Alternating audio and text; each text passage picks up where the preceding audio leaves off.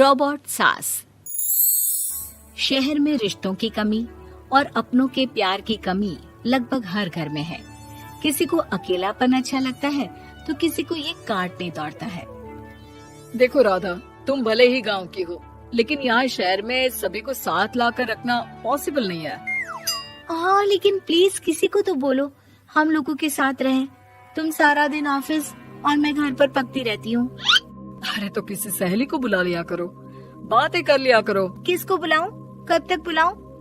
तुम सासू माँ को बोलो ना आकर यहाँ रहे। ठीक है, बात करता हूँ मैं उससे। रवि ऑफिस चला जाता है और अपने दोस्त से कहता है, यार बीवी ने माँ को शहर बुलाने की जिद कर रखी है। अब सोच रहा हूँ कि ऑफिस से दूर जाकर कहीं कोई घर ले लो किराए में। अब 2 कमरे का मकान तो पास में महंगा ही पड़ेगा ना। पर यार गांव की लड़कियों को शहर शादी करके लाओ तो यही दिक्कत होती है। वो लोग समझ ही नहीं पाती कि शहर की जिंदगी कितनी मुश्किल है। सबकी अपनी अपनी परेशानी है। अब मेरी वाली को देख लो, वहाँ के ऑपरेशन के लिए 2 हफ्तों के लिए लेकर आया था। बीवी ने तो इतना हंगामा किया कि माँ को 1 हफ्ते में ही वापस भेजना पड़ गया। सोच रहा हूँ कि माँ को फोन करूँ और कहूँ कि आ जाओ। क्या पता सास की चिक चिक सुनकर वो भी माँ को गांव भेज दे। आखिर औरतें तो औरतें ही होती है ना। किसे सास के साथ रहना पसंद होगा। बात आई गई हो जाती है। राधा रवि के पीछे एक बार फिर पड़ जाती है। वो 210 वाली है ना? हाँ, क्यों, क्या हो गया उसे? उसकी सास कलाने वाली है। बड़ी खुश थी कि वो अब दिन भर बच्चे को सास के पास रखकर घुमा फिरा करेगी। लेकिन हमारी तो किस्मत ही फूटी है। हमारी सास कब आएगी कि ये सुख हम भी ले सके। देखो, मैं माँ से बात कर लेता हूँ, लेकिन माँ हमेशा के लिए कैसे आएगी? कोई और तरकीब सोचो ना। एक काम करो ना, मुझे गांव छोड़ दो, मैं चली जाती हूँ। कम से कम सास का सुख तो देख लूंगी। लेकिन ऐसा कहाँ हुआ कि कोई सास बहू एक साथ सुख से रहे।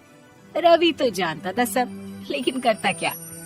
पर कहते हैं ना, पति का दिमाग है, चलेगा तो सही।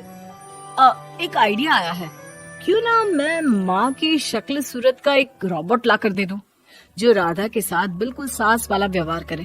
मजा ही आ जाएगा। न माँ को लाने की झंझट, न सास बहू की किचकिच। रात को स्विच ऑफ करके अलमारी में पैक। बस फिर क्या था।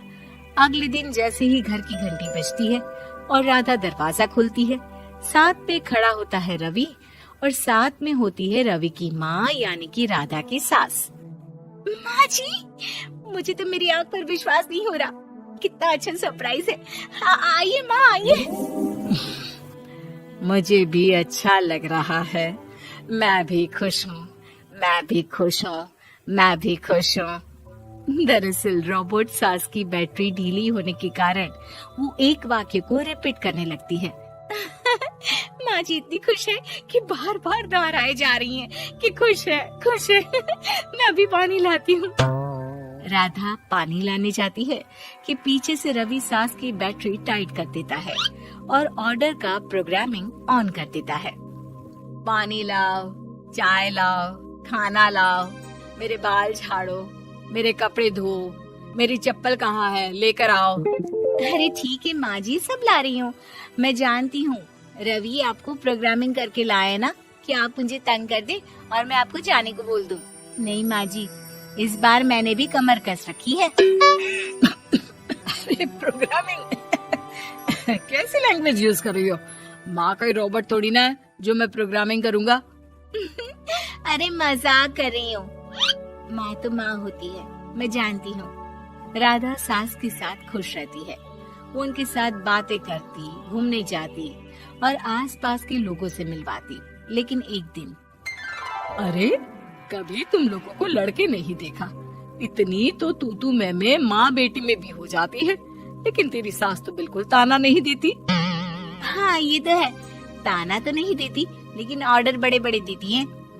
अरे ना मानना, 2-4 ऑर्डर अपने आप ठीक हो जाएंगी। तभी देखेगा असली रंग।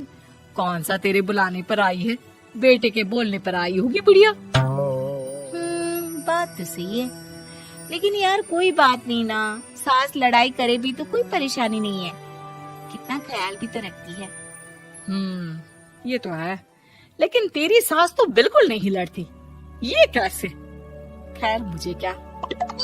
पड़ोसन तो चली जाती है, लेकिन राधा के मन में सवाल छोड़ जाती है कि ये सास है भी कि नहीं। रात में राधा रवि से कहती है, मैं ना माँ जी के पैर दबा कर आती हूँ। अरे लेकिन वो तो मैंने अलग कर दिया है। क्या क्या कैसे कहा? नहीं, मेरा मतलब कहा कभी माँ का पैर गांव में रहा करता था, तो मैंने काट कर मतलब माँ को शहर ले आया ना। Okay okay. रवि चैन की सांस लेता है कि चलो कुछ तो बहाना मिला, लेकिन कब तक। रवि रोज माँ के पैर दबाने के बहाने रॉबर्ट को कमरे में ले आता और डिसमेंटल करके रख देता।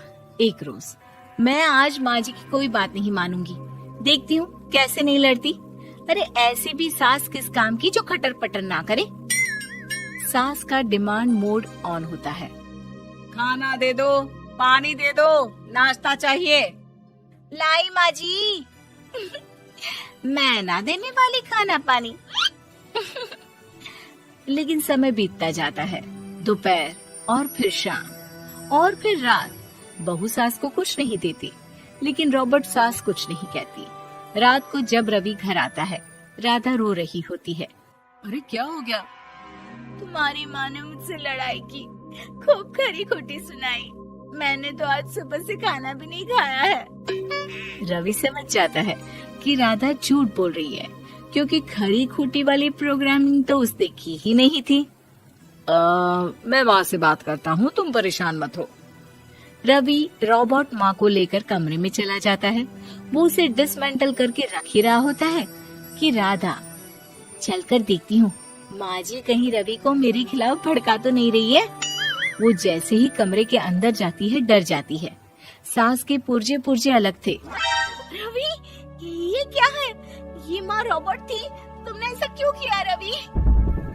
कुछ नहीं राधा, मैंने जितना अपने दोस्तों से सुना था कि शादी के बाद वैसे तो सब ठीक रहता है, लेकिन जब माँ और बीवी लड़ते हैं तो पति का बुरा हाल कर देते हैं। और मैं ना सुकून से रहना चाहता था, बस इसलिए।